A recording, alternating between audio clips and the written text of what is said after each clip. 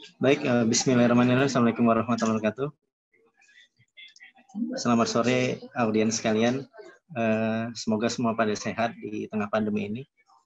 Udah memasuki bulan ke-6 setelah pandemi ya.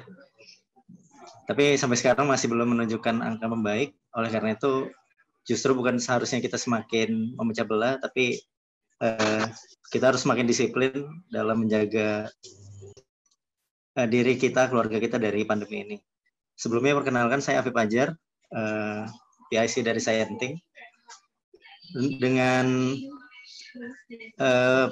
presentasi ini saya ingin memperkenalkan sebuah opsi baru bagi teman-teman semua untuk bisa dapetin kanal media yang aktif mempromosikan sains dan teknologi. Jadi sebelum saya memperkenalkan pembicara, saya pengen memperkenalkan channelnya dulu. Scienting bertujuan untuk memberikan informasi atau kanal baru yang bertujuan untuk mempromosikan sains dan teknologi agar orang Indonesia itu punya aspirasi, pemahaman, dan spirit baru dalam memandang kehidupan. Jadi kita harapannya orang-orang yang viral di YouTube itu bukan hanya orang-orang yang terkenal karena misalkan dia nemuin obat herbal dan lain-lain, bukan Anji aja yang bisa mengisi YouTube itu. Jadi kita berharap orang-orang bisa mengenal saintis hebat Indonesia, bisa mengenal teknokrat Indonesia dari kanal Scienting ini. Agenda-agenda kita ada 4 sebenarnya. Di sini ada Science Talks yang hari ini juga merupakan Nano Talks. Kita kerjasama dengan masyarakat Nano Indonesia untuk mengadakan Nano Talks ke-7 hari ini. Terus ada Science Class juga. Setiap bulannya kita punya serial online classes, kelas-kelas online yang membahas skill-skill atau ilmu pengetahuan yang bisa sangat bermanfaat bagi teman-teman semua. Apa aja isi dari Scienting ini? Ya, kalau nanti teman-teman seusai webinar ini ngelihat di YouTube, jangan lupa di-subscribe ya. Jadi ada Scienting YouTube channel, terus di situ udah ada banyak serinya, ada webinar-webinar yang dulu pernah kita lakukan, ada podcast dari saintis-saintis, ada juga video profil peneliti singkat mengenai penelitinya maupun penemuan ataupun inovasi yang dia ciptakan. Terus di sini ada juga ada tokoh-tokoh ilmuwan terkemuka di Indonesia juga, ada Pak Nurul, ada Pak Alfian, ada yang lain-lain banyak. Kita bisa melihat inovasi-inovasi terbaru yang dikeluarkan oleh LIPI dan BPPT. Selanjutnya saya ingin menjelaskan sedikit informasi tentang acara hari ini. Hari ini kita kedatangan 2 pembicara keren, ada Pak Cahyana, yang merupakan komisaris Bank Mandiri selama 3 tahun dari 2010. Beliau juga merupakan komisaris independen Telkom, pembina aktif Nano Center Indonesia, dan yang nggak lupa pula, meskipun Pak Cahyana mungkin sudah bukan disebut generasi milenial, tapi generasi kolonial, tapi beliau masih sangat aktif dalam pergulatan dunia startup dan lain-lain. Salah satunya dengan mendirikan Decoding Academy. Mungkin kalau teman-teman tahu, Decoding itu salah satu lembaga pelatihan coding online yang terkemuka di Indonesia. Kita juga kedatangan Direktur Nano Center Indonesia, hari ini ada Pak Surya Daru. Beliau merupakan Kepala Program Studi Teknik Industri UNU. Jadi beliau aktif sebagai pebisnis, aktif juga sebagai dosen, terus juga merupakan penggerak di Melitung, founder Karya Muda Belitung. Jadi tiga-tiganya dia ambil gitu, pebisnis, aktivis, sama akademisi. Hari ini ada door prize buku 300 ilmu nano bagi orang-orang yang beruntung. Keberuntungan bisa didapatkan ketika teman-teman nanti pada saat sesi tanya jawab, pertanyaannya dipilih. Jadi silahkan aktif sehingga nanti bisa dapat door prize. Hari ini rundownnya kurang lebih seperti ini, pembukaan sampai 16.15, materi sampai jam 5, masing-masing bicara dapat waktu 25 menit, kemudian tanya jawab dan penutup. Tanya jawab silakan dilakukan saat materi sedang berlangsung, langsung di kolom tanya jawab. Terus nanti pertanyaan terpilih akan saya bacakan di sesi jam 5 sampai jam setengah 6. Format tanya jawabnya sebagai berikut. Nama, salunisasi, dan pertanyaan. Saya rasa cukup perkenalan awalnya. Mungkin kita sapa dulu ya pembicara kita ya. Assalamualaikum Pak Cahyana, Pak Surya. Bagaimana kabarnya? Waalaikumsalam warahmatullahi wabarakatuh. Kabar baik, Mas Afif. Sehat? Sehat ya Pak ya? Siap. Lagi di kantor nih kayaknya Pak? Ya, biasa aktivitas setelah liburan panjang. Oh, iya. Tadi ada Pak Cahyana juga. Pak Cahyana, Assalamualaikum Pak Cahyana. Waalaikumsalam warahmatullahi wabarakatuh. Ya Pak, bagaimana kabarnya Pak? Sehat Pak? Kabar baik. Ya Alhamdulillah, semoga kita selalu sehat semua Pak Cahyana, Pak Surya. Dalam Amin. Sehat, amin semua. pandemi ini. Ya. Amin. Jadi Sehat, mahal. untuk mempersingkat waktu mungkin langsung aja kali ya Pak, dari Pak Cahyana memaparkan deep tech-nya seperti apa. Oh iya, saya belum mengantarkan ke deep tech-nya. Jadi hari ini kita bakal ngebahas teknologi-teknologi keren teman-teman. Jadi bagaimana inovasi-inovasi terdepan di bidang sains dan teknologi dalam wujud nanoteknologi, dalam wujud bioteknologi, cloud computing, dan lain-lain, itu bisa membuat Indonesia menjadi salah satu negara yang diperhitungkan di dunia. Nah, negara-negara maju itu biasanya selalu didukung dengan riset yang terdepan dan dihilirisasi dari produk-produk riset tersebut. Oleh karena itu, seberapa besar sih peluang Indonesia bisa menjadi negara yang diperhitungkan di dunia? Nah, hari ini kita bakal ngebahas topik itu sama Pak Cahyana dan Pak Surya. Silakan Pak Cahyana buat Set dulu ya. Ya, silakan Pak Cahyana. Baik. Assalamualaikum warahmatullahi wabarakatuh. Selamat sore, salam sejahtera untuk para peserta webinar Peran Deep Tech di dalam kemajuan Indonesia ya. Jadi ini tema yang sangat menarik. Jadi ini adalah tema yang menurut saya sangat menantang. Kenapa demikian? Jadi rekan-rekan sekalian, jadi pertama-tama tentu saya ingin memberikan 3 pesan penting yang berkaitan dengan materi yang saya sampaikan ini. Sebelumnya saya ingin merespon apa yang tadi disampaikan oleh saudara moderator, saudara Afif ya.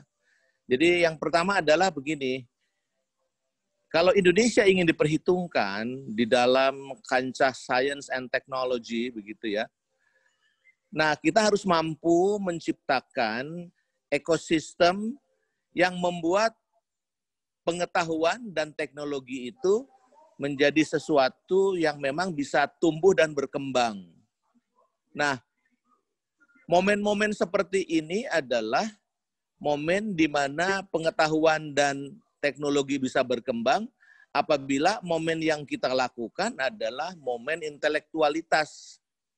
Artinya bukan momen politik begitu ya, tapi lebih kepada momen intelektualitas di mana ekosistem teknologi dan pengetahuan ini bisa berkembang. Jadi sciencing yang tadi Anda jelaskan ya, kemudian forum nanotalks dan berbagai macam inisiatif yang dilakukan oleh salah satu elemen masyarakat kita yang namanya masyarakat nano gitu ya, itu akan menjadi salah satu kunci untuk bicara mengenai kemajuan teknologi khususnya deep tech yang akan membawa Indonesia ke arah yang lebih baik, ke arah yang lebih maju. Jadi harus sebanyak-banyaknya berbagai komunitas seperti halnya masyarakat nano ini mampu menciptakan momen-momen intelektual yang membuat pengetahuan dan teknologi bisa berkembang. Nah, 3 key messages yang ingin saya sampaikan adalah karena memang ini temanya berkaitan dengan 17 Agustus ya, kita tidak mengadakan lomba-lomba lagi seperti halnya tahun-tahun yang lalu, tapi lebih kepada bagaimana memaknai lebih dalam barangkali 75 tahun Indonesia Merdeka. Nah, di situ barangkali saya bisa sharing karena pada waktu apa istilahnya berbagai event penting setelah kemerdekaan saya menjadi salah satu yang mengalami gitu masa-masa tersebut ya. Saya ingin sharing kepada Anda semua. Yang kemudian saya ingin secara khusus membahas bagaimana yang namanya COVID-19 ini telah mengubah begitu ya. Telah mengubah landscape dari berbagai bidang, apakah itu bidang usaha, apakah itu bidang kesehatan, apakah bidang-bidang yang lainnya.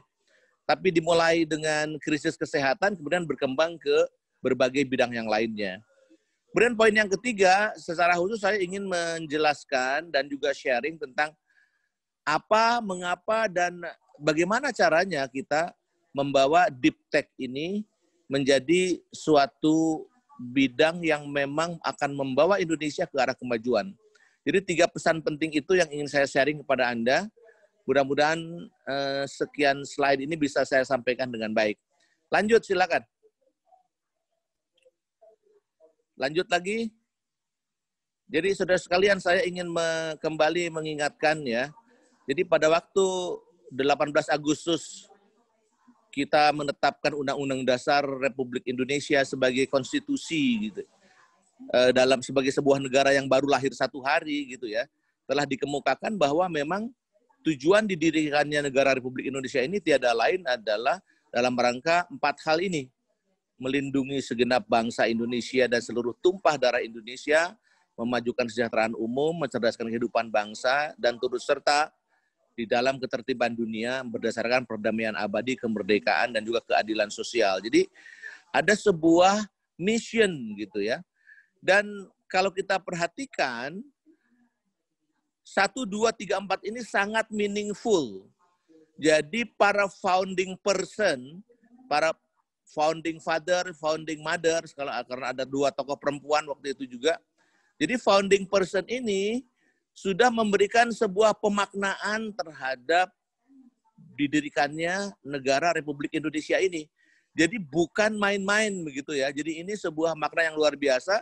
Karena makna inilah sebetulnya yang membuat kehadiran kita sebagai bangsa Indonesia di antara bangsa-bangsa yang lain sebagai bangsa yang sangat diperhitungkan karena memiliki tujuan-tujuan yang sangat mulia. Nanti saya akan sharing juga bagaimana PBB sejak tahun 2016 misalnya ya telah menetapkan yang namanya SDG, mengganti kan MDG ya, Sustainable Development Goals, yang juga memberikan makna bagaimana kita turut serta mengubah dunia. Dan Indonesia sejak 75 tahun yang lalu sudah menyampaikan hal seperti ini. Jadi sebetulnya sebagai sebuah bangsa pada saat-saat awal itu kita leading banget gitu loh. Dan ini harus kita bangun kebanggaan bersama begitu ya, karena bangsa yang memiliki kebanggaan terhadap sejarahnya adalah bangsa yang memang mampu juga membangun jembatan ke masa depan. Dengan memiliki jembatan yang kokoh ke masa lalu, kita mampu berbuat sesuatu hari ini dan kemudian membangun jembatan ke masa depan. Inilah sebetulnya modal dasar kita sebagai bangsa yang harus menjadi kebanggaan bersama begitu ya, bukan hanya kebanggaan sekelompok atau golongan-golongan tertentu saja, bukan hanya kelompok politisi saja gitu ya, tapi juga kelompok-kelompok ilmuwan termasuk juga hadirat yang hadir pada webinar sore hari ini. Lanjut.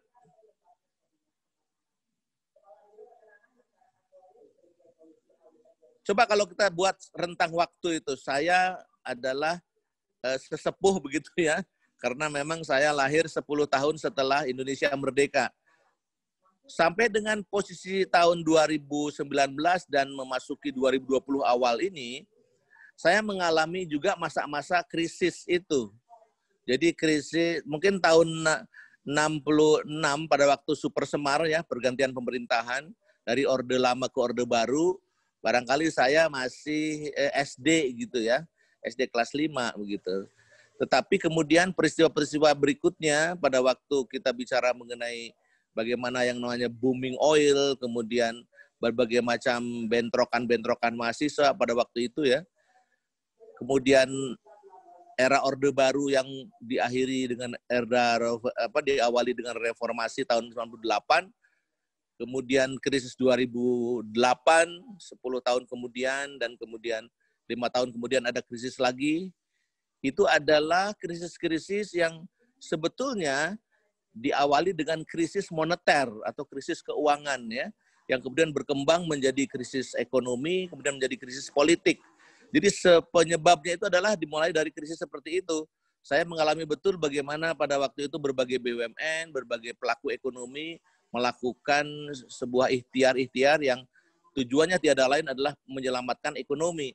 Nah, untuk COVID-19 ini berbeda sekali dengan krisis sebelumnya karena ini kita bicara mengenai krisis kesehatan yang kemudian berubah menjadi krisis yang menyangkut ekonomi karena krisis kesehatan ternyata betul-betul menerpa ya sendi-sendi ekonomi kita terutama para UKM. Jadi tidak heran kalau Kadin misalnya di dalam pengumumannya menyebutkan kurang lebih sekitar 8 juta pengangguran baru gitu ya telah hadir karena banyak sekali para pelaku UKM yang di dalam krisis-krisis yang lalu itu menjadi penyelamat gitu ya. Kali ini malah justru kena langsung gitu. Nah, inilah sebetulnya yang harus kita pahami bahwa apa yang harus kita lakukan berkaitan dengan krisis COVID ini adalah bagaimana membangun rasa aman masyarakat, pelaku ekonomi atau siapapun mereka yang turut serta di dalam perekonomian Indonesia untuk membangun rasa aman itu. Oleh karena itu, inovasi-inovasi yang harus kita lakukan adalah inovasi-inovasi yang membangun rasa aman tersebut. Makanya beberapa startup yang hari ini saya berinteraksi dengan mereka, banyak sekali justru inovasi-inovasinya itu berkaitan dengan hal-hal yang berkaitan dengan health technology, teknologi kesehatan yang akan menciptakan dan membangun rasa aman itu. Silakan lanjut. Salah satunya attack ya Pak ya? Salah satunya attack. Jadi selamat untuk nanoteknologi ya. Selamat ya, untuk Profesor Nurul dan kawan-kawan. Ya. Saya kira attack adalah salah satu health technology ya, yang merupakan inovasi yang menurut saya akan membangun rasa aman dan hari ini secara efektif telah dilakukan networking dengan berbagai pihak gitu ya. Iya, nah, oke, coba Anda lihat di sini. Ini ada hal yang sangat menarik ya. Bagaimana yang namanya risiko global dari terinterkoneksinya berbagai hal di seluruh dunia. Halo. Gitu ya. Halo. Ya. Ya, dengar? Ya. John, itu kalau bahan, halo. Ya. Mohon maaf Pak, itu kayaknya salah sambung, jadi lagi diurus admin. Lanjut aja Pak. Oke, jadi lanjut ya. Jadi coba Anda lihat ya. Jadi kita sebetulnya selama ini mengantisipasi yang namanya krisis itu lebih kepada yang namanya climate change ya, perubahan iklim gitu ya. Meningkatkannya suhu udara, kemudian munculnya suhu ekstrim, kemudian ada apa istilahnya peristiwa-peristiwa yang berkaitan dengan kecuacaan yang sangat ekstrim begitu ya. Jadi kita lebih menuju ke arah sana, termasuk juga mengenai perubahan lingkungan ya, pemanasan bumi, kemudian hancurnya hutan-hutan tropis gitu atau yang namanya paru-paru dunia dan sebagainya. Sama sekali bukan mengesampingkan, tetapi sangat sedikit menduga ada yang namanya infectious gitu ya, yang disebut dengan infectious apa ini istilahnya infectious disease, penyakit-penyakit karena infeksi gitu ya. Tapi ternyata yang muncul di akhir 2019 dan kemudian baru dinyatakan adanya kasus COVID di Indonesia pada awal Maret tahun ini, itu adalah infectious disease yang sebelumnya tidak menjadi salah satu arus utama gitu ya tentang dugaan-dugaan terjadinya krisis. Silakan halaman berikutnya. Nah, disinilah barangkali kita harus bisa melakukan penyesuaian. Nah, secara global coba kita perhatikan apa sih sebetulnya yang menjadi isu gitu ya. Dalam konteks digital teknologi, sebetulnya berbagai perusahaan yang memang sudah menjadi core teknologi, mereka melakukan banyak sekali kemitraan untuk melakukan sinergi di antara mereka. Kemudian secara global juga kita bisa melihat dan dirasakan juga oleh Indonesia bahwa memang kita memasuki masa krisis, masa resesi gitu ya. Secara regional kita lihat juga bagaimana berbagai perusahaan juga melakukan berbagai macam ikhtiar ya, di mana yang namanya Grab mulai merambah ke micro financial service ya. Ini juga sudah dilakukan oleh Gojek sebetulnya. Gojek lebih dulu, dan ini Grab diikuti secara regional, karena memang perusahaan regional. Kemudian kita melihat juga bagaimana yang namanya Jepang dan Singapura itu sudah memberikan kesempatan bahwa mulai September, mulai bulan depan itu mereka akan membuka yang namanya business trip. Hanya saja catatan-catatan dari beberapa rekan saya yang tinggal di Jepang begitu ya, mereka bilang khusus untuk Indonesia kemungkinan tidak bisa bulan September ini. Karena apa? Karena mereka masih mengamati bagaimana yang namanya tata kelola COVID ini sedang berlangsung di Indonesia. Termasuk barangkali apakah kita akan memasuki second wave atau apakah kita akan mengalami penurunan. Jadi ini masih diamati oleh mereka.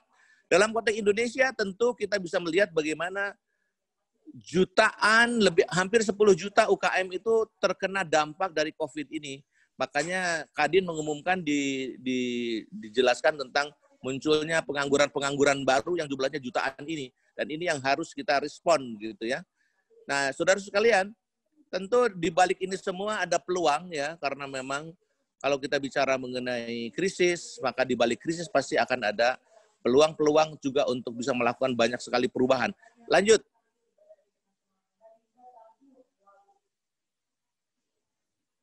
Lanjut. Ya, oke. Anda lihat ini dibandingkan Indonesia, lihat Anda di situ mengalami kontraksi minus 5% ya dibandingkan dengan negara-negara lain yang tentu di atas itu jumlahnya, tetapi inilah kuartal kedua di mana kita mengalami kontraksi dan menjadi salah satu indikator bahwa Indonesia pun mengalami yang namanya resesi. Lanjut. Nah, saudara sekalian, coba bandingkan ya. Kita demikian kita selalu tentu membangun rasa optimisme bahwa Indonesia akan memiliki peran di dalam konteks ekonomi dunia. Bahkan beberapa prediksi menyebutkan kita akan memasuki urutan keempat ekonomi dunia gitu ya tahun 2030 nanti atau beberapa belas tahun dari sekarang. Nah, semua itu kemudian tentu akan mengalami gangguan-gangguan karena terjadinya COVID ini. Nah, di sisi yang lain, sebagai salah satu negara anggota PBB, itu 200 negara sudah bersepakat setiap negara anggota PBB harus turut serta di dalam membangun sasaran-sasaran pembangunan berkelanjutan yang ada 17 ini. 1 sampai 17. Jadi bagaimana menghilangkan kemiskinan, bagaimana mengurangi kematian ibu dan anak, bagaimana tujuan-tujuan yang bersifat pro lingkungan, begitu ya, perlindungan lingkungan, bagaimana isu-isu yang berkaitan dengan limbah plastik dan sebagainya. Jadi ini adalah meaning menurut saya, makna-makna tujuan yang lebih besar. Jadi Indonesia tentu harus punya peran di situ dan kita sepakat bahwa 17 tujuan dari SDGs ini tentu tidak harus berubah karena COVID, bahkan dalam hal-hal tertentu mengalami penguatan-penguatan. Jadi buat Indonesia sebetulnya dengan memilih salah satu, salah dua, atau paling tidak 5 atau maupun keseluruhannya kalau kita pilih, maka itu adalah peluang kita untuk menciptakan atau memberikan kontribusi besar bagi umat manusia. Jadi ini meaningful banget gitu ya bagi tujuan-tujuan yang ingin dibangun oleh negara-negara anggota PBB, termasuk Indonesia di dalamnya. Lanjut, silakan.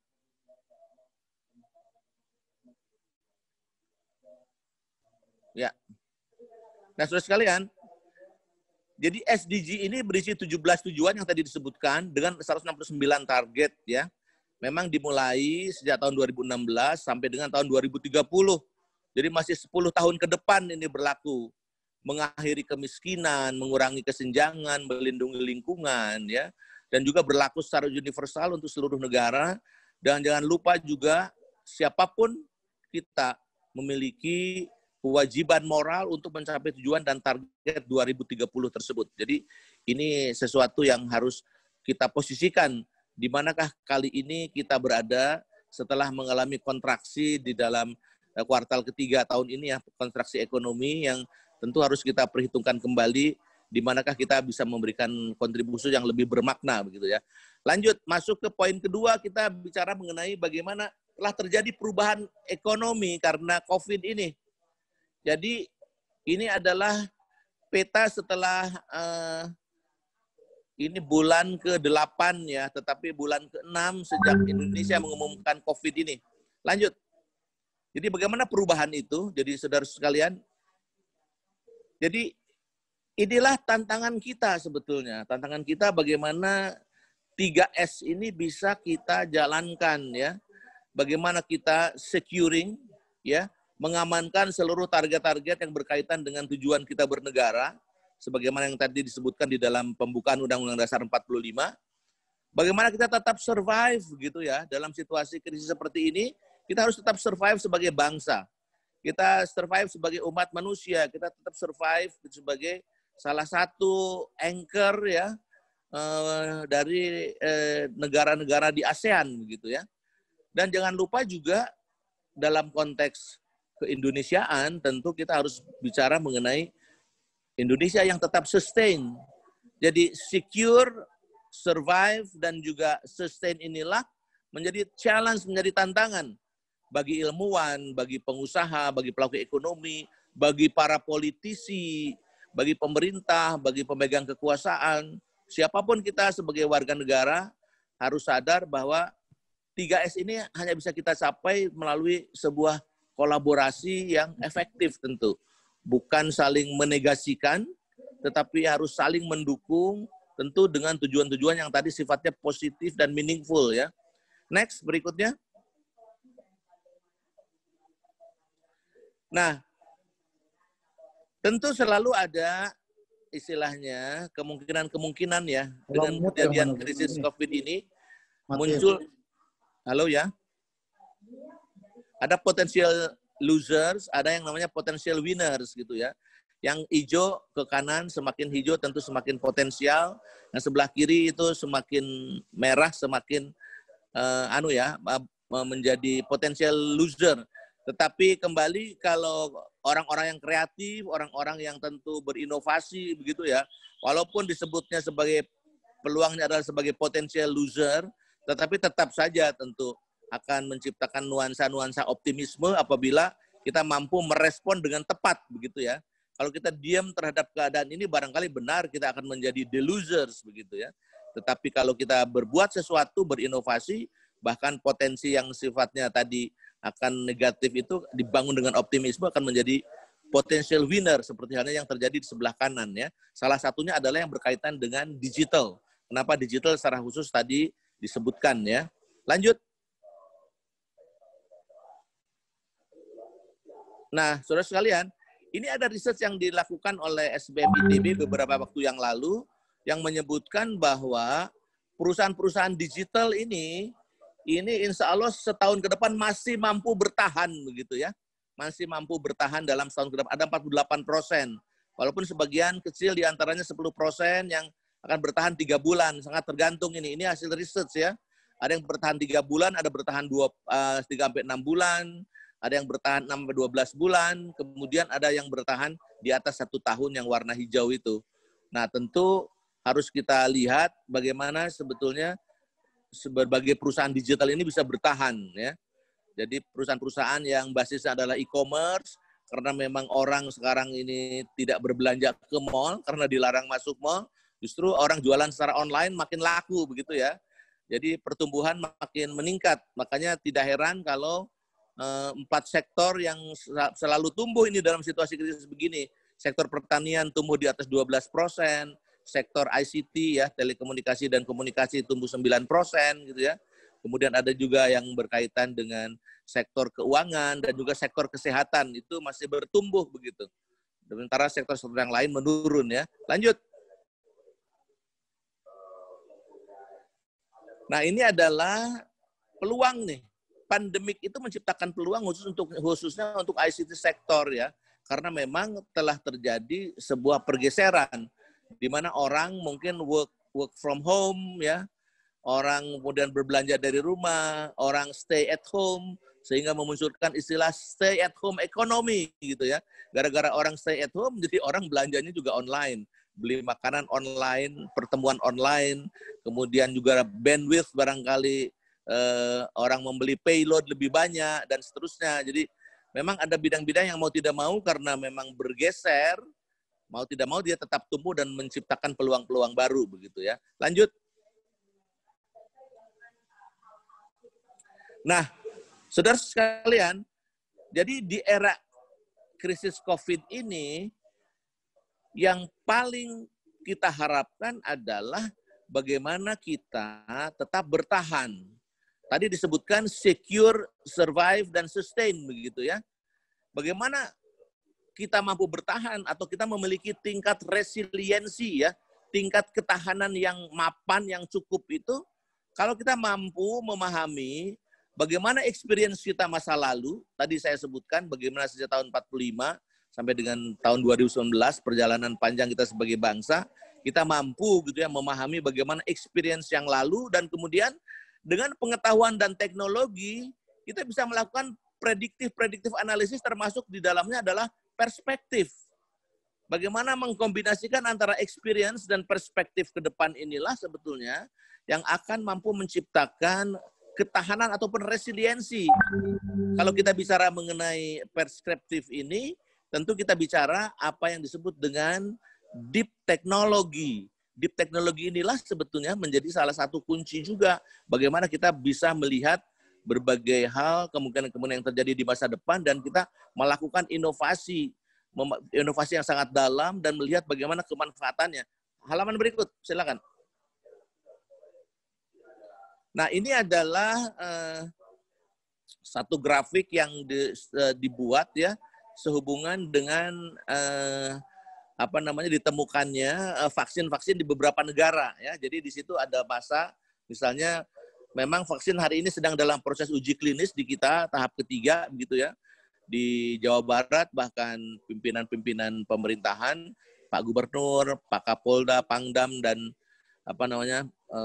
Kepala Kajati kalau tidak salah menjadi salah satu yang ikut serta di dalam uji klinis ini untuk membangun confidence kepada masyarakat bahwa uji klinis ini adalah sesuatu yang tidak membahayakan tetapi bermanfaat justru untuk melakukan sebuah uji klinis bahwa vaksin bisa diberlakukan nanti pada saatnya. Dan diharapkan pada bulan Januari 2021 setelah uji klinis selesai ini proses produksinya sudah bisa dibuat, kemudian tentu ada Bio Farma ya perusahaan Indonesia yang juga punya kemampuan membuat vaksin dan mudah-mudahan dari situlah kita mau tidak mau bisa co-living ya, hidup berdampingan dengan kehadiran COVID.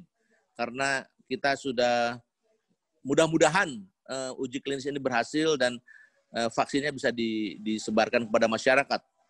Jadi di sini ada time frame ya, bicara mengenai kapan sebetulnya era new normal ini atau future normal ini bisa kita lakukan dengan setelah kita memperoleh jaminan adanya vaksin yang mampu memberikan ketahanan tubuh atau imunitas terhadap serangan dari virus COVID ini. Lanjut. Nah, sebelah kiri coba Anda lihat ya, memang ada negatif efek dari COVID begitu ya. Turunnya GDP, kemudian year on year spending yang turun juga, kemudian konsumsi menurun dan sebagainya. Tetapi jangan lupa juga ada yang namanya opportunity, pertumbuhan yang lebih besar, 30% kalau kita bicara mengenai orang-orang yang belanja secara online, orang bekerja di rumah gitu ya, telah menciptakan kebutuhan online dan seterusnya. Jadi yang merah ini adalah mungkin negatif efek, tetapi juga changing behavior dari customer atau consumer telah menciptakan juga peluang-peluang pertumbuhan sebelah kanan. Halaman berikut.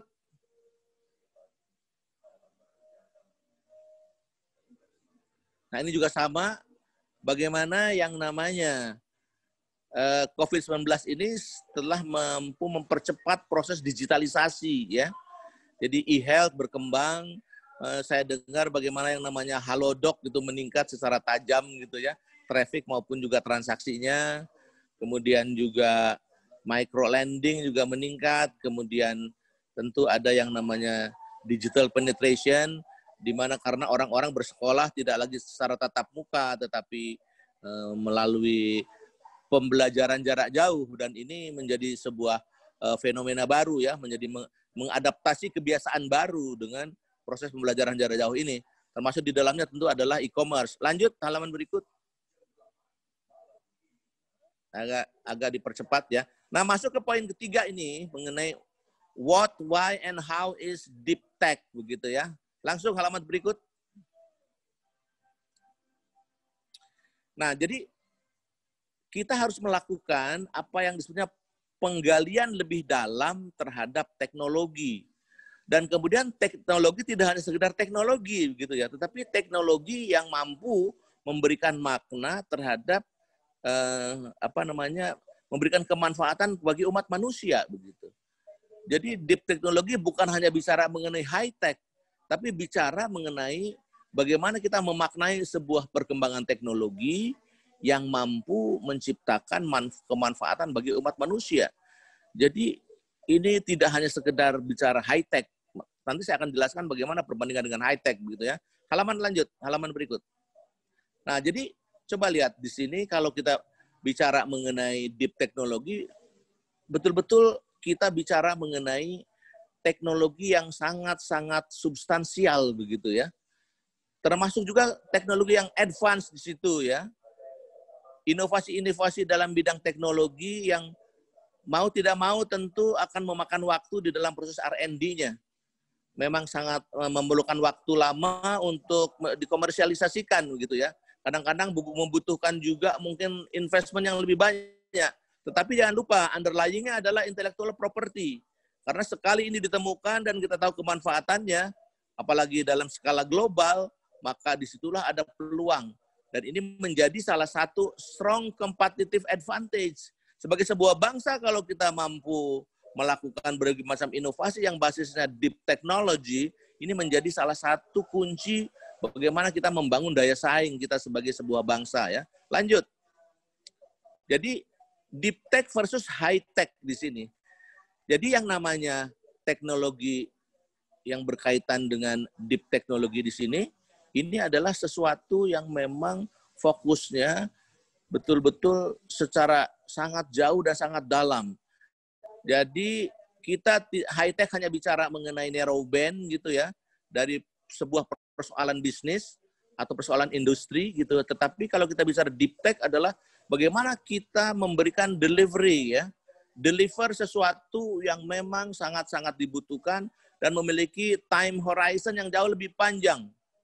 Jadi kita bicara mengenai sebuah big picture barangkali bisa berperiode 5 atau 50 tahun ke depan. Jadi sebagai sebuah bangsa yang mampu menunjukkan bahwa inovasi-inovasinya itu betul-betul langgeng gitu, quote-unquote langgeng gitu ya. Artinya berdimensi strategis jangka panjang begitu. Lanjut halaman berikut.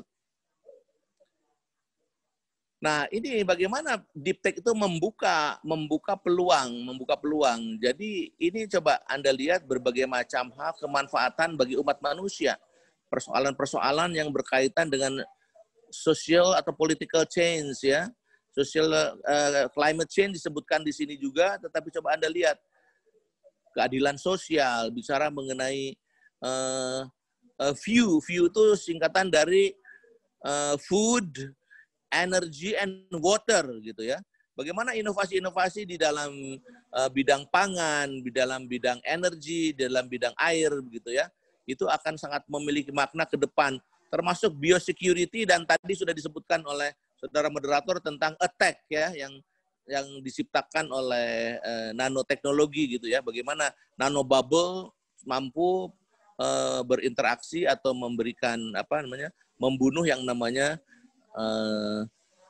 virus COVID ini sehingga menjadi inovasi yang akan membangun rasa aman.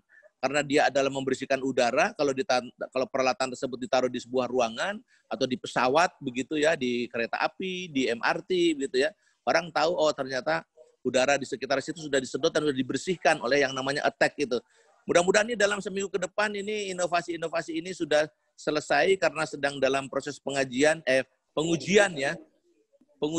di BSL ya, Biosecurity Level 3 ya. Siap, Pak Jana. Lanjut agak cepat ya. Nah, jadi ini dia develop new products based on scientific discovery yang meaningful engineering innovation kalau kita bicara mengenai deep tech. Lanjut. Nah, ini dia. Teknologi-teknologi lain di sini ada nih, jadi bicara mengenai industri 4.0, di situ ada AI, ada robotics, ada blockchain ya, ada advanced material termasuk nano begitu ya. Nano lebih bersifat common juga sebetulnya karena di setiap teknologi ini barangkali ada elemen-elemen nano yang bisa dicangkokkan di situ ya. Jadi ini adalah bidang-bidang deep tech yang saya ambil dari beberapa referensi yang juga akan menjadi perhatian. Jadi kalau misalnya kita memiliki 300 sampai dengan 600 ilmuwan nano, barangkali ini bisa diolah, mengolah banyak hal dari sini. Atau mungkin dari para peserta, para dosen, dengan berbagai latar belakang perguruan tinggi, yang juga para peneliti, barangkali ini bidang-bidang yang bisa digali lebih jauh. Lanjut. Nah, kalau berdasarkan sektor ini ada hal yang sangat menarik ini, coba Anda lihat ya. Ya, ada beberapa sektor bicara mengenai energi dan green technology, bicara mengenai food and agriculture, kemudian bicara mengenai industrial, khususnya industrial 4.0, ada yang namanya life science ya. Jadi ilmu tentang hidup dan kehidupan ya. Jadi life science, kemudian bidang komunikasi, dan juga bidang-bidang yang lain yang berkaitan dengan aerospace dan transportation ya. Jadi ini per sektor nih, deep tech trends by sektor ya. Yang menarik juga adalah bagaimana sebenarnya investasi di bidang ini. Halaman berikut. Nah, ini coba Anda lihat. Ada 8,6 billion ya US dollar, di mana sebetulnya tersebar itu yang namanya top 3-nya ya. Top 3-nya adalah deep tech ini untuk eksportir ini. Ada di Cina, ada di Jerman, dan USA. Halaman berikut kita bisa lihat ada angka misalnya, lanjut. Ya, emerging trends and player of deep tech, lanjut. Jadi teknologi 4.0-nya adalah ini, Anda lihat nih. Jadi beberapa startup yang saya bina ya, itu bagaimana yang saya lingkarin itu ya, ada elips-elips di dalamnya ya. Teknologi blockchain, teknologi tentang big data analitik dan sebagainya itu. Jadi ini kombinasi dari berbagai teknologi ini telah menciptakan demikian banyak produk. Produk misalnya untuk memprediksi mengenai pertumbuhan saham, bagaimana yang namanya perkiraan harga emas setelah COVID ini dan pasca new normal nanti seperti apa, begitu ya.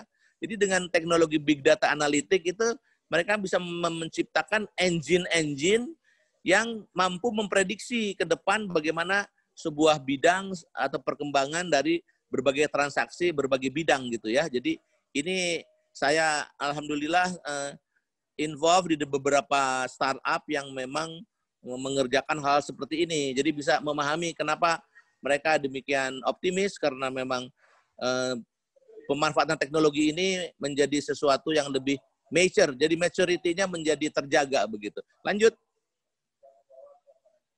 Nah, ini adalah venture capitals. Bagaimana yang investasinya di atas 5 billion ya. Anda lihat di situ di USA, kemudian secara global di mana saja.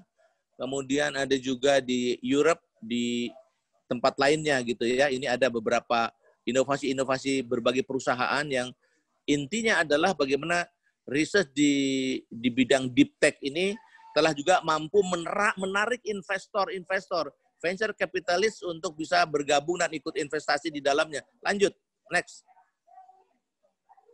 Nah, Anda lihat nih, 1 dari 5 unicorn itu pasti ada di deep technology. Anda lihat ya, 100 unicorn coming soon akan segera lahir ya. Di USA ada 47, di China ada 33, dan rest of the world ada 13 begitu ya. Dan sebagian diantaranya akan ada yang IPO. Jadi ini deep tech ini menjadi salah satu kunci yang akan mampu menarik, meningkatkan pertumbuhan ekonomi. Lanjut. Nah, saya ingin memberikan sebuah gambaran ya. Bagaimana yang namanya Da Vinci ya.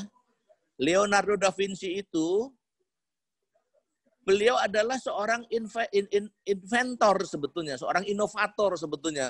Bukan hanya sekedar seniman yang sudah bisa membuat mysterious smile dari Mona Lisa gitu ya, yang namanya lukisan. Kalau kita ke Louvre Museum gitu di Paris gitu ya, kita bisa melihat yang namanya lukisan aslinya dari Leonardo da Vinci ya, yang namanya Mona Lisa itu, dengan segala macam tanda tanyanya begitu ya.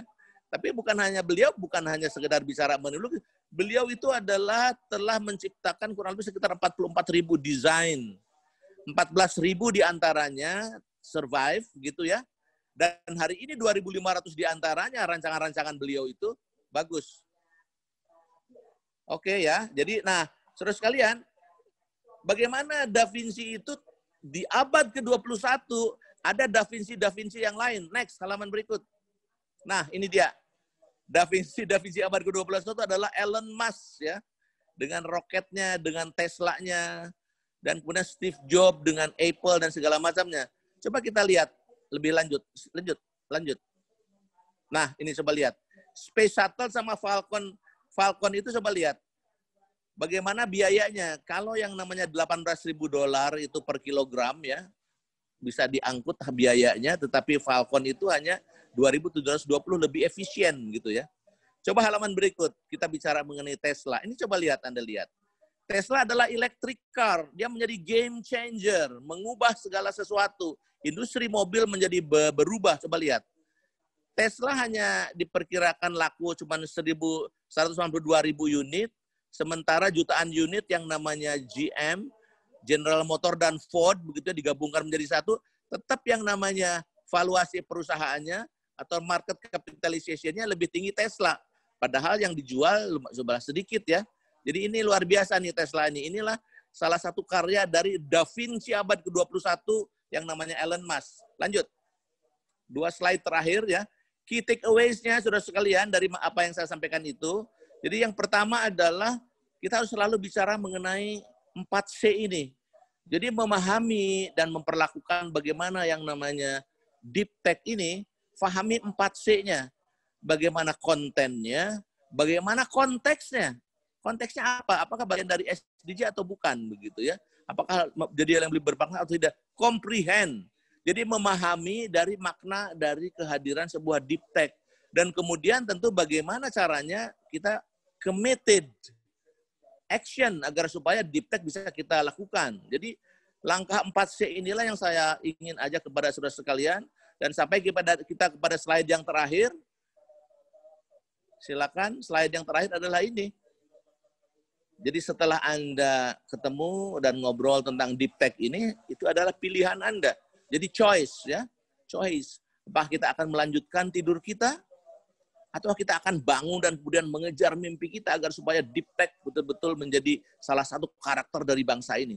Saya kira demikian, hadirin sekalian. Wassalamualaikum warahmatullahi wabarakatuh. Waalaikumsalam warahmatullahi wabarakatuh. Terima kasih banyak Pak Cayana. Saya udah bolak-balik ikut webinar deep tech, tapi baru kali ini cuma 1,5 jam saya bisa paham banyak konteks yang nyenggol banyak hal, Pak. Terima kasih sekali Pak atas pandangannya.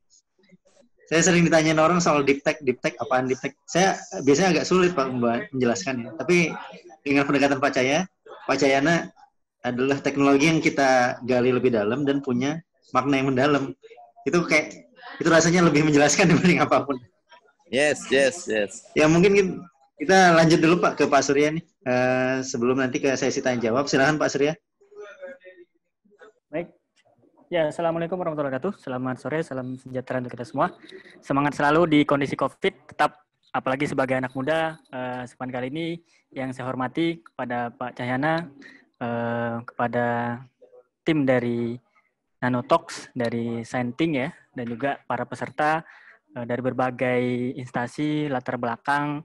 Mungkin di sini juga ada banyak para ahli dan juga kawan-kawan muda dan juga mungkin ada mahasiswa yang semoga pada sore hari ini kita bisa menyimak deep tech ini dengan jauh lebih down to earth gitu ya, lebih bisa kita maknai sebagai suatu teknologi yang bisa menyelesaikan problem sosial kita di masyarakat. Ya, saya memiliki makna yang serupa sebetulnya dari yang Pak Cahyana sampaikan. Jadi di awal saya sudah membuat slide ini dengan judul Deep Technology for Humanity. Jadi bagaimana kemudian deep tech itu bisa memberikan dampak terhadap kemanusiaan. Jadi hal-hal seperti ini yang memang harus kita pahami, bagaimana kita lebih mendalam masuk ke dalam sisi teknologi, tapi juga bagaimana teknologi ini bisa memberikan dampak, memberikan impact terhadap sosial problem gitu ya. Nah, slide pertama ini sengaja saya sampaikan dengan foto saya bersama para nelayan di daerah Belitung, karena saya founder di Karya Muda Belitung juga, banyak membantu para nelayan rakyat di sana gitu ya. Ini salah satu pulau di Belitung, relatif pulau yang kecil, namanya Pulau Gresik. Mereka penghasil ikan, jadi bagaimana kemudian kita mengimplementasikan teknologi untuk bisa memberikan nilai tambah. Selama ini mereka dijemur di pinggir pantai dengan tingkat kehigienisan yang sangat rendah gitu ya. Nah, bagaimana kita hadir itu untuk bisa memberikan value dari sisi supaya lebih higienis, lebih sehat gitu dikonsumsi. Nah, itu yang kami lakukan. Nanti next akan saya sampaikan lebih detail apa yang memang kita sudah lakukan. Saya pada slide selanjutnya nanti akan lebih banyak terkait dengan karena mungkin di sini sebagian besar peserta adalah anak muda, para kawan-kawan yang memang pengen deep tech ini apa sih? Apakah ini teknologi yang ada di langit begitu ya? Teknologi yang sulit dijangkau dan itu tidak bisa memberikan satu nilai atau misal memberikan satu penyelesaian masalah yang ada di masyarakat gitu ya. Jadi di sini saya mencontohkan kita sudah melakukan MOU kerjasama dengan Provinsi Bangka Belitung. Saya bersama dengan Gubernur Bangka Belitung. Ini adalah sesuatu yang real. Kami menjadikan Bangka Belitung itu sebagai canda di muka di sana. Banyak sekali eksperimen, banyak sekali success story yang memang sudah kita jalankan, dan next akan banyak hal-hal yang memang kita lakukan terkait dengan bagaimana penerapan itu. Ya, ini mengapa deep tech? Karena memang dari tahun 2015 sampai 2018 kita memahami bahwa deep tech itu sendiri itu diprediksi. Jadi para investor itu kan memiliki banyak sekali para orang-orang yang bisa memprediksi masa depan gitu ya. Dia bisa melihat apa yang akan terjadi di selanjutnya, apa yang akan berubah selanjutnya. Jadi ini data dari 2015 sampai 2018 dan ini bisa menjadi dasar kenapa kemudian hari ini company-company yang berbasis bioteknologi termasuk pengembangan di sisi kesehatan semua segala macam sangat menjadi primadona para investor untuk masuk kepada deep tech startup untuk diinvestasikan. Nilainya almost hampir 19 billion US dollar. Nah, ini sangat besar sekali total investasinya, sampai nanti ada AI, terus ada photonic elektronik, ada drone, robotik gitu ya, advanced material, nanti di sini ada nanoteknologi juga masuk pada level biotech gitu ya, ada blockchain dan quantum computing. Nah, Pak Cahyan tadi lebih banyak cerita tentang bagaimana digital gitu ya, digital teknologi itu bisa menjadi satu game changer gitu ya. Jadi menjadi untuk yang terjadi di dunia ini bisa berubah dengan adanya teknologi. Nah, kita bisa lihat bahwa pengertian tadi ini sebetulnya saya lebih singkat dengan deep tech for humanity lah ya, sebagai untuk Internet of Things, biotech, neuroscience, semuanya ada di sana. Nah, kita juga ini data dari Consumer Behavior Shiftings bahwa ke depan consumer kita itu akan berubah. Jadi ada 4 hal, empathy, society, go virtual, bottom of pyramid itu, terus ada stay at home. Jadi style. Jadi sekarang itu masih cukup banyak kantor-kantor instansi yang masih menerapkan WFO, work from home. WFH, work from home. Dan ini gaya hidup baru yang akan merubah banyak hal dan termasuk gaya konsumsi di masyarakat. Nah, terus ada empathy society. Orang lebih banyak berempati terhadap dirinya sendiri dari sisi kesehatan, banyak untuk membangun semua segala macam itu memang dilakukan. Terus go virtual. Jadi segala macam tadi bahwa IT itu memiliki pertumbuhan yang sangat tinggi semua segala macam ini disebabkan karena memang bisa mengatasi permasalahan terkait dengan tidak adanya kerumunan, pertemuan meeting-meeting yang tidak diperlukan itu bisa secara virtual kita lakukan, termasuk seminar yang kita lakukan pada sore hari ini.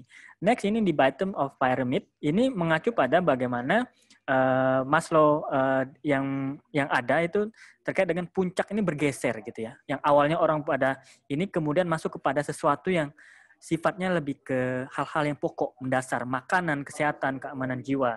Nah, ini jauh lebih banyak. Nah, ini juga sama tadi seperti yang disampaikan oleh Pak Cahyana, sektor-sektor yang berpotensi yang akan menjadi champion ke depan, ini bisa dilihat, dan ini adalah prediksi-prediksi yang dilakukan.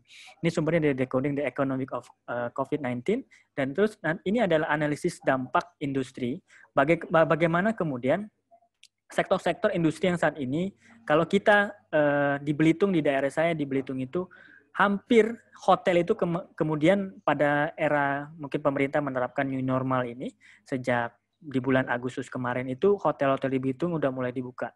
Dan itu pun masih sepi. Dan itu pun mereka menerapkan harga yang sangat-sangat murah. Jadi setengah harga dari harga, ada yang sepertiga harga. Saking tidak adanya tamu yang menginap di mereka. Ini kan sesuatu hal yang memang nyata, dan itu juga ada yang tutup, ada yang restoran semua segala macam. Ini dampak yang nyata sekali. Nah, ini banyak hal. Nah, saya ingin menyampaikan bahwa selain saya aktif juga sebagai kepala program studi di Universitas Nahdlatul Ulama, lebih banyak juga berkecimpung pengembangan dari sisi riset sampai kemudian komersialisasi nano. Nah, ini bagaimana kami itu berada di zona yang memang itu kecil. Kami ini sebetulnya rakyat yang jauh lebih kecil daripada rakyat kecil yang banyak disampaikan oleh para pemerintah gitu ya. Nah, pemerintah kita. Jadi ini kita ngurusin hal-hal yang jauh lebih kecil pada ukuran 10⁻⁹ nih. Nano ini dan virus coronavirus itu sekitar 120 sampai 160 nano gitu ya. Ini juga sampai komersialisasi, dan ini kita ada riset sampai ada nanotech global yang kita juga punya company di Singapura. Nah, ini salah satu produk yang tadi disampaikan oleh Pak Cahyana. Terima kasih banyak. Ini juga dibantu oleh Pak Cahyana untuk bagaimana ini nanti dikombinasikan dengan tracking gitu ya. Tracking dengan Internet of Things, bagaimana ini memberikan rasa aman. Coba kita bayangkan ketika kita mau naik pesawat. Saya kemarin naik pesawat berapa kali gitu ya, alhamdulillah masih sehat gitu ya, masih ketika saya sudah rapid test tuh udah 4 kali gitu ya. Dan alhamdulillah alhamdulillah hasilnya tuh non reaktif gitu, walaupun ya rapid test belum bisa menjelaskan secara utuh sebetulnya kita tuh memang negatif atau tidak gitu ya. Tapi kita tetap berdoa kita terus negatif. Nah, bahwa ini adalah sesuatu yang harusnya ada di Indonesia hari ini. Misalnya di transportasi, kemudian di pesawat gitu ya. Orang ketika mau naik pesawat dia sudah aman karena memang udara di situ tuh sudah dinetralisasi, sudah disterilisasi, sudah tidak ada lagi virus bakteri yang kemudian mengancam kita, menginfeksi kita. Attack ini dibikin, dan ini sudah banyak sekali dibuat. Nah, ini sudah dipakai di balai karantina, dan sekarang juga sedang proses pengujian. Dan saat ini memang kita perkenalkan ini lebih ke arah air purifying, jadi untuk mempurifikasi udara. Jadi nanti kalau masuk kepada sisi-sisi yang sifatnya untuk kesehatan itu jauh, nanti ketika ini udah masuk ke alkes. Jadi alkesnya sendiri itu harus ada tahapan-tahapan, prosedur-prosedur untuk pengujian yang ditetapkan oleh balai yang memang sudah memiliki wewenang untuk itu. Maka ini adalah attack yang kemudian anak-anak muda juga isinya semua segala macam, kita sering membahas hasil-hasil teknologi para ilmuwan-ilmuwan Jepang gitu ya, dan bersama anak muda Indonesia. Ini adalah sesuatu yang nyata, bagaimana kemudian kita cerita tentang deep tech, cerita tentang bagaimana nanoteknologi itu bisa berdampak.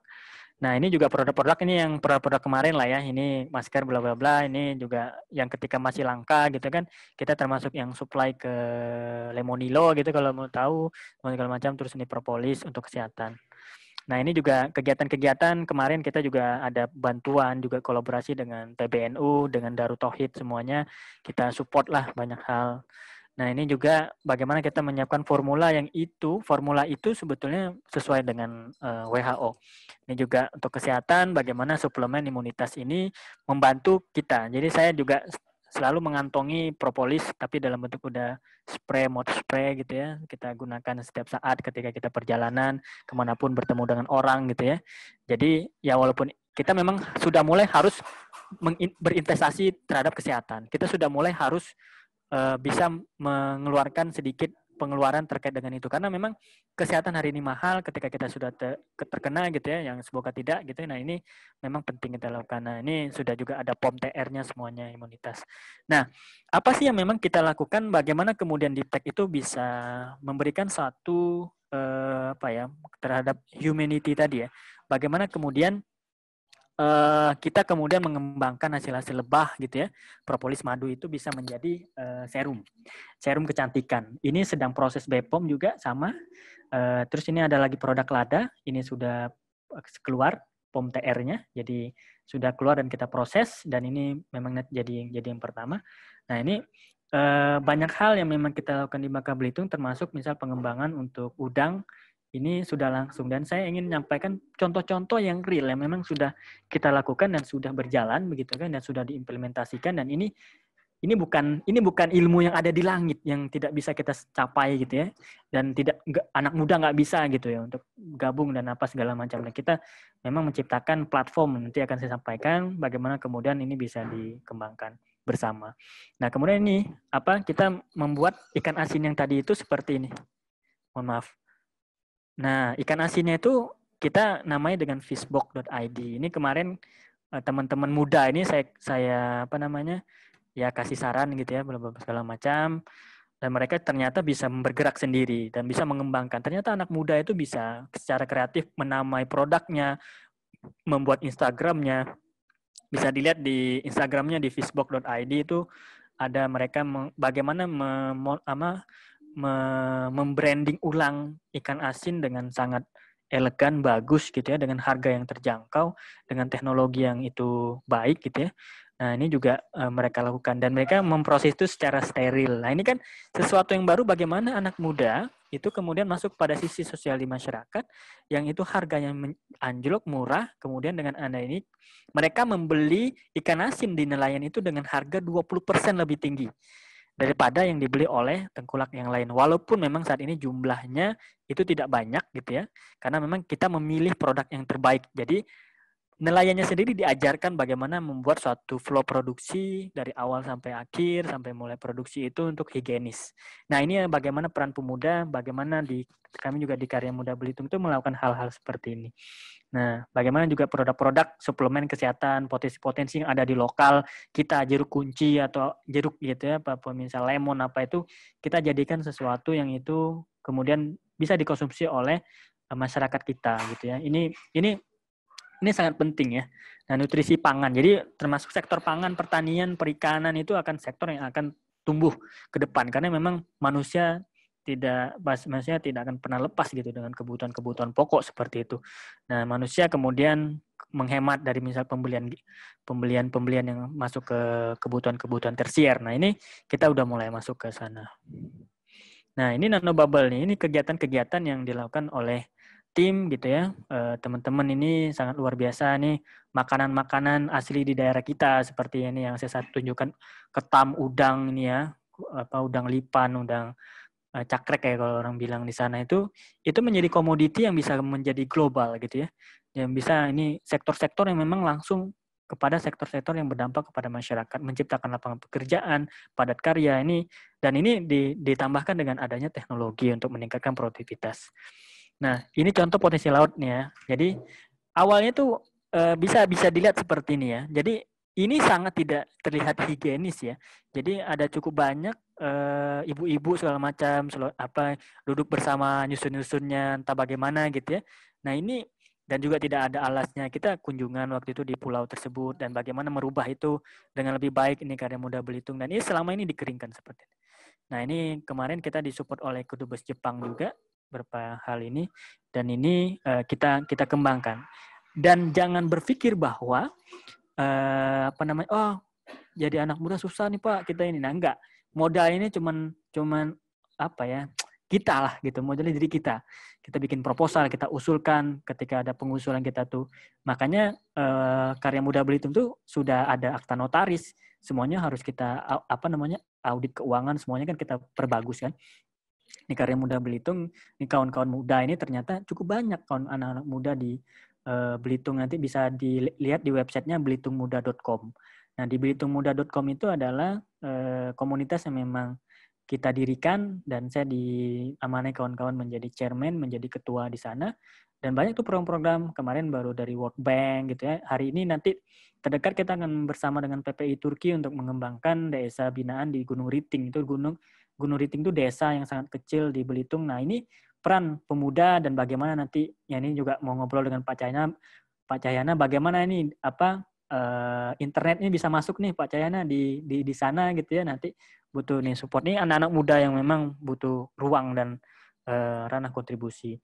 Nah, ini juga penting ini. Kami baru saja tadi, mungkin ini baju saya masih sama dengan baju yang difoto ini karena baru tadi pagi kami itu membahas bersama Rektor UT dengan Prof. Ojat Darojat. Jadi beliau itu kan menjadi rektor di universitas terbuka yang mahasiswanya 320.000 mahasiswa. Ini adalah universitas paling terbesar dengan jumlah mahasiswa terbanyak di Indonesia, dengan kampus yang itu dia negeri gitu ya, diresmikan oleh Presiden Soeharto pada masanya, dan ini kemudian mereka sudah terbiasa. Kampus yang tidak terdampak di sisi COVID hari ini adalah universitas terbuka menurut saya, karena universitas terbuka sudah memiliki infrastruktur e-learning yang sangat mapan. Jadi mereka tuh sudah terbiasa dengan pembelajaran jarak jauh. Nah, ini yang ingin saya sampaikan bahwa kami tadi kita akan melakukan tindak lanjut perjanjian kerjasama. Bagaimana kita pola-pola skema yang ada di luar negeri itu, misalnya kayak di Rompaku di Jepang itu, nanti orang itu nanti di daerah-daerah itu nanti misal di desa-desa itu nanti bisa dapat degree bersama dengan UT dan pengembangan teknologinya bersama kita. Mereka nanti akan datang ke laboratorium kita, sebulan 2 bulan mereka akan melakukan penelitian, tapi juga akan ada penelitian dengan potensi lokal yang ada di daerahnya bagaimana, begitu kan? Nah, jadi bisa dapat degree S2, bisa dapat degree S3, dan itu sah dan itu resmi yang akan ada di universitas terbuka. Sehingga ini akan jadi contoh baru, akan menjadi suatu ide baru bagi masa depan Indonesia. Bisa kita bayangkan hari ini, kalau misal tugas belajar para PNS, para akademisi hari ini tuh selalu full time.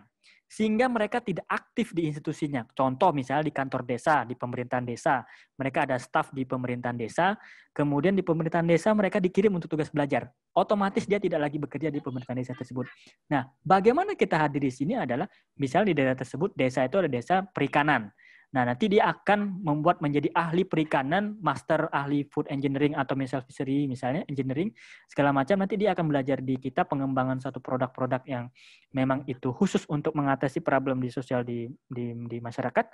Nah, ini kemudian nanti ini akan dibuat modul, akan dibuat mata kuliahnya dengan rektor, semua segala macam tuh ini nanti akan ada degree-nya, akan ada S2-nya, akan ada S3-nya.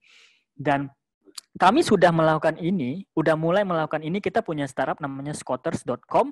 Ini sudah ada program 100 milenial Bangka Belitung di Bubble Academy. Dan ini terus berjalan, dan itu jarak jauh. Kami mendidik mereka untuk mendapatkan IELTS dengan nilai yang tinggi gitu ya, minimal 6,5. Nah, ini sudah berjalan karena pandemi kemarin tuh agak lebih ini. Nah, ini sudah mulai ada di mana kemudian pemerintah di Bangka Belitung menyambut ide-ide seperti ini gitu ya, untuk bagaimana memberikan ruang bagi anak muda itu bisa berkontribusi balik ketika mereka pulang atau segala macam. Ini kita punya Scooters ini menjadi era. Jadi pembelajaran sains dan teknologi jarak jauh ini adalah sesuatu yang akan menjadi menjadi tren baru di masa depan. Karena COVID, karena apapun. Dan kita tidak pernah tahu. Misalnya Bio Farma baru April 2021 baru mengeluarkan vaksin. Kita nggak pernah tahu vaksin itu akan ada di diri kita itu mungkin tahun depan lagi.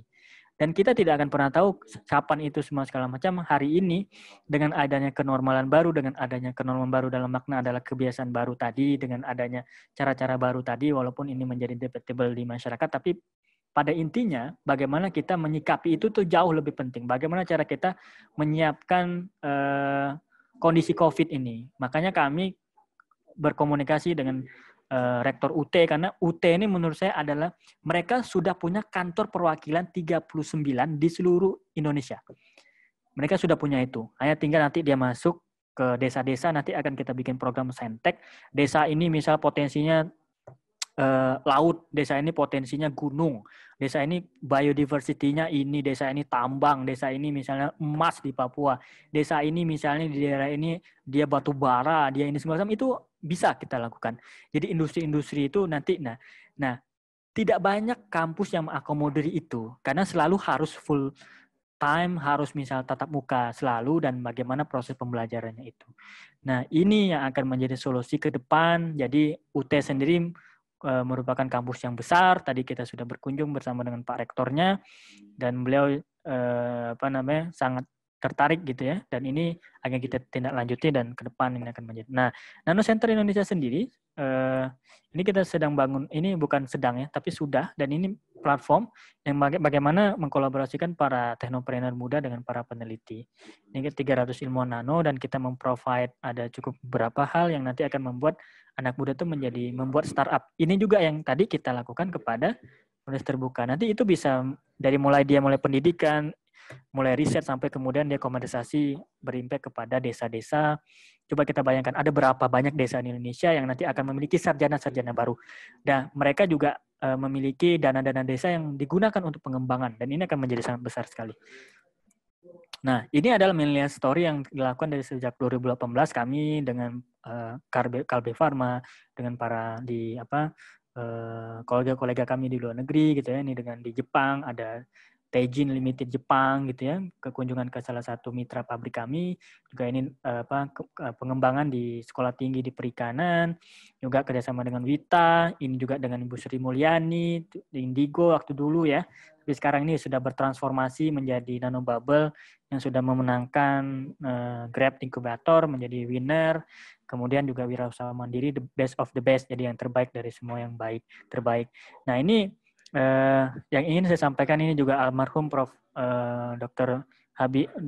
Ding B.J. Habibie yang memberikan banyak sekali nasihat kepada kita. Bagaimana spirit beliau itu dilahirkan. Seperti ya saya dengan Pak Cahyana ini adalah guru juga karena saya minta banyak masukan spiritnya gitu, maka beliau jadi pembina kami dan ini penting agar kita bagaimana pengalaman-pengalaman panjang para guru-guru kita ini bisa tertransfer kepada kita sehingga kita punya spirit yang jauh lebih kuat. Nah, ini banyak hal partner-partner kita yang selalu. Baik itu secara umum yang saya ingin sharekan pada kesempatan kali ini, saya ingin lebih banyak berdiskusi bahwa apa yang kita lakukan ini semata-mata memang pengembangan teknologi atau apapun itu, kita harus menjadi merah putih bersama gitu ya. Makanya kita Nanotech ini namanya Sinergi Nanotech Indonesia karena kita ingin sinergi, karena kita ingin ini bangsa Indonesia ini merah putih kan, ini kita pakai color identity company-nya itu merah putih karena kita cinta dengan Indonesia, kita membutuhkan lebih banyak orang-orang baik, orang-orang yang peduli dengan Indonesia, kita bisa bersama-sama membangun itu semua. Yang tertarik dengan dunia riset monggo ke kami, yang tertarik dengan dunia pendidikan monggo ke kami, yang tertarik dengan bisnis pun monggo ke kami juga, nanti semua segala macam, dan tertarik dengan dunia sosial pun monggo kita apa yang bisa kita bicarakan. Kantor kami terbuka di Puspitek, kantor kami di seberang Puspitek, kami sedang finishing ya sedikit untuk gedung kami, ada 4 lantai 5 lantai ya, ada mezanin soalnya. Nah itu bisa teman-teman akses, nanti bisa ke Mas Afif selaku moderator, ada banyak hal. Insya Allah seperti itu, nanti segala aktivitas bisa disimak di Instagram saya, di Suryandaru. Sedikit ini sampaikan. Nah ini saya harapkan dengan adanya sharing seperti ini, saya ingin menyampaikan kepada kawan-kawan muda, siapapun mungkin yang sudah para senior-senior saya yang di sini, para Bapak Ibu dosen, juga para Bapak Ibu pejabat gitu ya dari berbagai instansi resmi, harapannya memang ini menjadi wadah kita bersama untuk pengembangan itu. Baik, insya Allah itu yang ingin saya sampaikan. Terima kasih banyak kesempatannya kepada Mas Afif, mewakili dari Universitas Nahdlatul Ulama dan juga kawan-kawan di Karya Muda Belitung dan juga Nano Center Indonesia. Sekian, wabillahi taufiq wal hidayah. Wassalamualaikum warahmatullahi wabarakatuh. Waalaikumsalam warahmatullahi wabarakatuh. Terima kasih paparannya Pak Surya. Kalau misalnya kita lihat dari paparan Pak Cahyana dan paparan Pak Surya, itu kita bisa ngambil benang merahnya bahwa yang Pak Cahyana sampaikan itu adalah visi adalah insights, adalah spirit yang lain. Sedangkan yang Pak Surya tujukan itu mungkin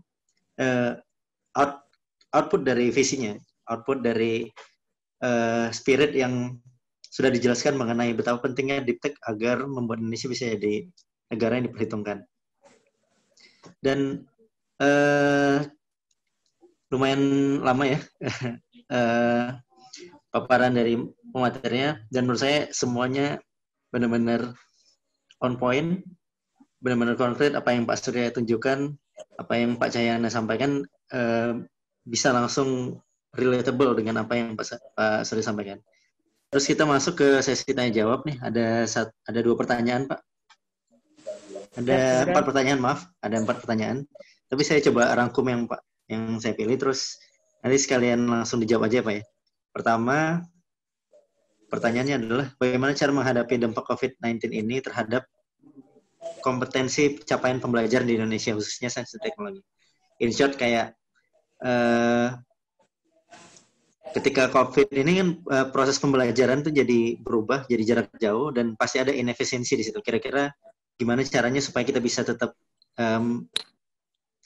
menyikapi itu dengan benar. Terus yang kedua, teknologi memiliki peran untuk mengatasi berbagai tantangan atau permasalahan khususnya pada industri UKM.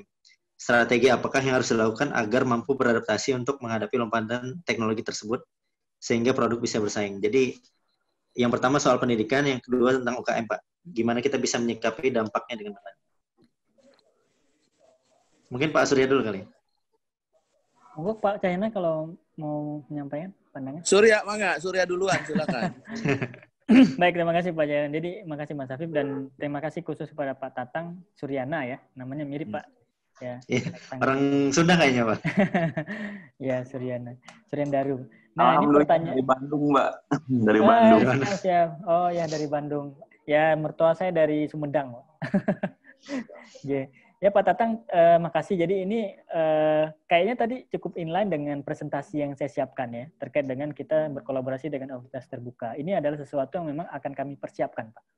Nah, ini kemampuan akhir atau kompetensi capaian pembelajaran ini khususnya nanti akan terukur dari output yang memang kita sudah canangkan ke depan. Termasuk mereka nanti diwajibkan untuk jurnal internasional, termasuk nanti patennya, kemudian ada prototipe teknologi yang kemudian bisa dipakai di masyarakat.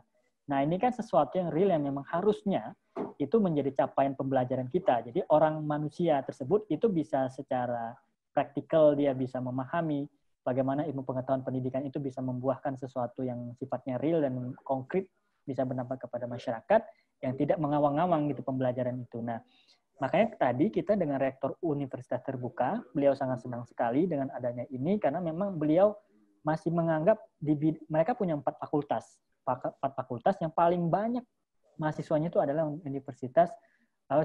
fakultas keguruan, Pak. Jadi mahasiswanya itu 320.000 ya. Dan itu banyak sekali ya. Yang mungkin kalau Universitas Pamulang dengan Pak Darsono udah menyentuh angka 100.000 ya, Pak Tatang ya. Nah, ini juga Universitas Pamulang sendiri juga universitas yang top juga gitu di Tangerang Selatan yang saya tahu. Alhamdulillah, Pak. Ya, ini memang perlu Pak kita nanti, tapi saya lihat memang nanti perlu memang Universitas Pamulang ini bertransformasi memiliki infrastruktur e-learning yang memang itu mumpuni seperti universitas terbuka. Tapi beda ya, kalau Universitas Pamulang kan swasta, dimiliki oleh yayasan, memang secara funding itu self-funding sendiri. Kalau universitas terbuka kan memang negara, Pak. Jadi sejak lama mereka sudah 30-an tahun dan memang sudah settle kuat gitu di sisi awal. Dan ini pembelajaran sains dan teknologi ini tidak bisa hanya pertemuan virtual gitu kita sampaikan. Mengapa jadi tidak menarik universitas terbuka? Makanya nanti mereka akan daring gitu, jarak jauh. Tapi ke depan mereka akan ada waktu di mana mereka akan melakukan riset di kita. Jadi ada by risetnya di kami nanti dengan bimbingan para profesor dan doktor di Nano Center. Nah, mereka nanti akan mendapatkan degree gitu, akan mendapatkan gelar gitu dari universitas terbuka. Dan ini nanti kita bikin lebih prestisius. Mungkin orang menganggap sebelah mata gitu ya dengan kampus ini. Tapi sebetulnya kalau kita datang ke kampus ini megah, Pak. Datang ke universitas terbuka itu udah ada danaunya, di tengah danaunya itu ada tempat makan gitu ya. Nanti ke depan ini yang perlu kita lakukan. Nah, mungkin itu ya Pak Tatang, kita monggo silaturahim nanti bagaimana yang bisa kita lakukan. Pembelajaran ini memang adalah kunci ya, karena pendidikan adalah kunci kemajuan Indonesia di masa depan. Jadi akan sangat urgen sekali ya, bagaimana kita membuat satu program tadi yang seperti saya sampaikan tadi, yang yang ini Mungkin saya share ulang gitu ya. Yang ini. Nah, ini ada pembelajaran yang sudah kita lakukan di Bangka Belitung. Ini secara apps ini di Scoters.com. Tutornya itu di mana, kami di mana gitu, Pak. Saat ini saya juga saya mempending S3 gitu ya, segala macam, dan juga karena sudah expired saya punya IELTS, jadi saya bimbingan IELTS juga nih di Scoters. Jadi kalau dosen-dosen siapapun yang ingin bimbingan IELTS itu bisa virtual, Pak. Nah, virtual itu bisa kita lakukan. Dan ini yang dilakukan oleh Scoters. Jadi pembelajaran itu mempersiapkan untuk pendidikan kita lanjut, untuk doktor gitu ya. Nah, ini dibimbing langsung secara virtual di Scoters.com. Nah, ini real ya, mungkin yang kita lakukan. Jadi lebih konkret, Pak. Jadi tidak terlalu teoritis. Monggo. Ya, silakan Pak Cayana. Mohon maaf terlalu banyak. Baik, oke, bagus sekali Pak Suryandaru. Jadi saya kira gini, pembelajaran sains dan teknologi jarak jauh itu ya, saya sedang membuat, sudah punya aplikasi sebetulnya. Aplikasi untuk sistem pembelajaran ya bagi aparatur desa. Karena kami diminta oleh Universitas Padjadjaran, Pak Cayana tolong harus ada yang namanya aplikasi teknologinya yang memudahkan para kepala desa dimanapun untuk turut serta ikutan pembelajaran ini. Saya bilang oke, tahap pertama Jawa Barat dulu, kita jangan dulu ke tempat yang lain. Kita bikin aplikasinya, sudah siap dengan modul-modulnya Unpad, kami siap dengan aplikasinya. Jadi kalau yang nanti yang namanya sains pembelajaran jarak jauhnya Pak Suryandaru itu sudah ada modul-modulnya, platformnya ada di kami. Platformnya ada di kami, tinggal Anda pakai aja silakan ya. Siap. Nanti saya beritahu bisa cara downloadnya gimana ya. Boleh, nanti bisa disempurnakan bersama dengan e-learning. Bisa. Saya kalau perlu saya ketemu juga dengan Pak Ojat nanti kapan-kapan. Nanti saya berikan itunya ya. Orang Sunda juga Pak Cayana, orang Sumedang. Orang Sumedang, saya orang Garut. Dekat-dekat sama Garut, di bawahnya kan Garut di selatan. Oke. Pertanyaan yang kedua tadi disampaikan oleh moderator, yaitu berkaitan bagaimana caranya kita UKM gitu ya turut serta di dalam proses untuk melakukan research deep tech ini. Jadi kuncinya ya 4C itu. Jadi coba Anda lihat ya mengenai 3 slide terakhir saya itu bicara mengenai 4C. Satu yang pertama bicara mengenai konten ya. Jadi kontennya tuh apa? Jadi bedanya yang UKM gitu ya, berkaitan dengan UKM. Itu apa saja yang terkait. Jadi kita bangun ekosistem UKM, itu konten namanya di situ. Jadi kita harus menulis sesuatu yang isinya adalah ekosistem dari UKM. Yang kedua adalah konteks. Konteks itu memahami tujuannya, tujuan mulianya apa berkaitan dengan konten yang kita inginkan tersebut. Jadi harus ada yang namanya social problem yang bisa diselesaikan tuh apa. Jadi situasi COVID misalnya sekarang, orang tidak bisa bertemu dan segala macam gitu ya. Maka kuncinya adalah mungkin secara online, secara virtual begitu, secara sawalamaya, orang Sunda bilang sawalamaya ya. Jadi secara virtual begitu. Kemudian kita paham bagaimana konteksnya. Kemudian baru yang namanya comprehend. Comprehend itu memahami secara menyeluruh gitu, tidak sepotong-sepotong. Bahwa apa yang kita buat itu end to end ini akan membuat UKM berjaya gitu ya. UKM yang mana? UKM yang dibutuhkan, UKM yang kontekstual, UKM yang memang secara konten sangat dibutuhkan oleh masyarakat, tidak ngarang gitu ya. Jadi kalau dalam proses startup barangkali kita mengenal apa yang disebut dengan minimum viable product begitu ya. Kira-kira minimum viable produknya apa? Kemudian pada waktu masuk ke versioning 3, versioning 4 begitu ya. Bagaimana mengubah yang namanya ide menjadi sesuatu yang bisa kita eksekusi, itu yang namanya comprehend. Dan kemudian yang C, yang keempat adalah committed. Jadi artinya kita bagaimana membawa itu semuanya into action begitu loh. Jadi bukan ngomong doang gitu ya. 4C ini adalah tahapan mulai dari awal sampai akhir sehingga tereksekusi apa yang menjadi ide dan gagasan kita. Jadi dalam konteks UKM kita tentu bisa membuat bagaimana ekosistemnya, bagaimana bicara mengenai pembiayaannya, bagaimana pelakunya, teknologi apa yang terlibat, sumber dayanya seperti apa, aturan apa aja yang terlibat, dan sebagainya. Jadi, all aspect of UKM bisa dibangun dalam sebuah ekosistem dan bisa dilakukan pendekatan yang sifatnya berbasis kepada 4C yang tadi. Itu kurang lebih Pak Moderator dan Pak Tatang, mangga nyanggakeun. Ya. Baik Pak, terima kasih Pak atas jawaban yang mencerahkannya. Berhubung sudah 5.40, udah lebih dari 10 menit dari yang kita targetkan untuk selesai. Mungkin ini akan disudahi saja Pak. Nanti konten dari webinar ini akan ditampilkan dan YouTube akan kita sebarkan ke 5.000 subscriber email kita, konten-kontennya. Jadi harapannya apapun yang disampaikan, apa saja yang disampaikan oleh Pak Cahyana dan Pak Surya hari ini bisa terus-menerus menginspirasi orang banyak. Begitu Pak, kurang lebih. Mungkin saya akhiri sesi webinar hari ini. Sekali lagi terima kasih Pak Cahyana dan Pak Suryandaro atas materinya. Semoga jadi amal jariah, jadi inspirasi bagi kita semua. Terus untuk Pak Tatang Suryana, insya Allah ada hadiah nanti dari tim Nano Center Indonesia, buku 300 Nano. Nanti akan kita hubungi dan kita kirimkan hadiahnya. Sekali lagi saya mohon maaf atas segala kekurangan. Terima kasih untuk kerelaan pembicara dan partisipan yang sudah hadir dalam Nano Talks 7 ini. Sampai bertemu kembali. Semoga sehat selalu dalam keadaan pandemi. Assalamualaikum warahmatullahi wabarakatuh.